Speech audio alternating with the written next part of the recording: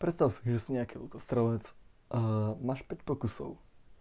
Tvoja úspešnosť je 80% a chceš vidieť, aká je pravdepodobnosť, že trafíš práve 4 terče.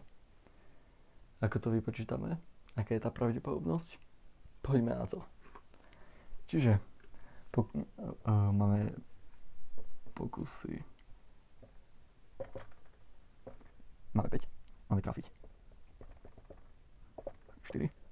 A tá úspešnosť, dáme to, že B, že pravdepodobnosť, že trafíme 1, je 80%, čiže 0,8.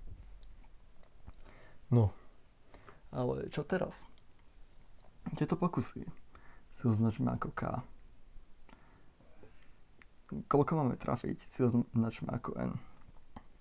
Chceme vyjadriť, aká je tá pravdepodobnosť, že máme nejaké Px sa rovná. A teraz všeobecný vzorec máme K nad N krát P na N krát 1 minus P na K minus N. No, a teraz keď máme zapísaný všeobecný vzorček, tak poďme do samotného príkladu. Čiže K nad N. Čiže Px sa rovná 5 nad 4 krát 0,8 na štvrtú krát 0,2 na prvú, lebo 1 minus P je 1 minus 0,8, čiže 0,2, K minus N, 5 minus 4 je 1, čiže krát 0,2. No a čo teraz? Teraz to iba hodíme do kalkulačky. Kombinačné číslo 5 nad 4, to je iba 5. 0,8 na štvrtú je 0,4096 a krát 0,2, čo sa nám bude rovnať. Viac menej 5 z 0,2 sa nám škrtnú, čo sa bude rovnať 40,96%. Čiže keby si fakt dobrý strelec a chceš to trafiť, tak vidíte, že tá pravdepodobnosť, že trafíš práve 4 ciele, je 40,96%. Ty kokos. Lepšia mužka jak v handlovej. Anyways, tento sústruh vyprodukuje 60 súčiastok za hodinu. Aká je pravdepodobnosť, že daná súčiastka bude nejakým spôsobom vadná, je 0,05, čiže P sa rovná 5%, sa rovná 0,05. A chceme vedieť, aká je pravdepodobnosť, že sa za hodinu pokazí max 2 súčiastky. Alebo dáme 3. No, a ako na toto budeme postupovať? Čiže zasa toto máme tu káčko. Toto, tie 3 súčiastky max, je n-ko.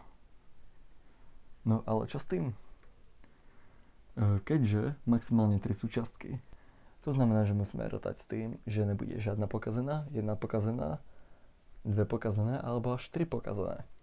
To znamená, že si musíme vyrátať pravdepodobnosť pre každé zvlášť a potom tie pravdepodobnosti sčítať. Čiže budeme mať sumu od n sa rovná 0 po 3 a toho k nad n. A viac menej suma nám značí iba to, že to budeme sčítavať všetko. Krát. A teraz ideme P na n krát 1 minus P na K minus N.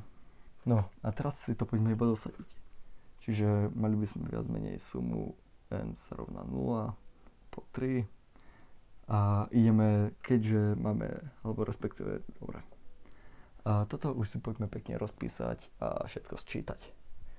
Čiže keď n sa rovná 0, tak kačka nám stáva konštantné, čiže viac menej prvý člen bude k sa rovná, čiže 60 nad 0 krát 0,05 na 0 krát 1 minus 0,05 na k minus n, čiže 60 plus.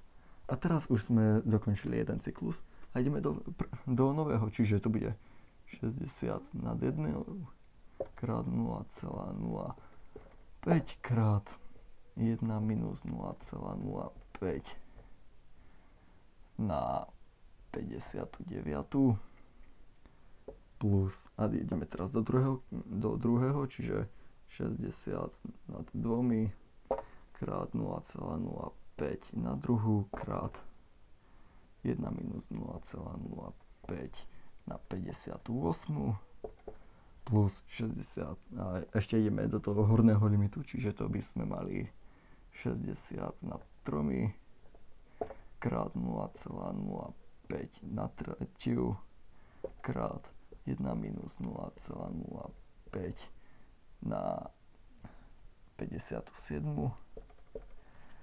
A toto, keď by sme manuálne všetko postupne povypočítavali, čo sa mi fakt teraz nechce, ak mám pravdu povedať, tak nám vyjde celkový výsledok. Celkový výsledok pravdepodobne bude teraz kde napísaný. A viac menej ideme tak, že vypočítame si najprv tento člen, potom to všetko sčítame a budeme mať výslednú pravdepodobnosť. Takže tak, toto by bolo z mojej strany o Bernoulliovskému všetko s Pánom Bohom.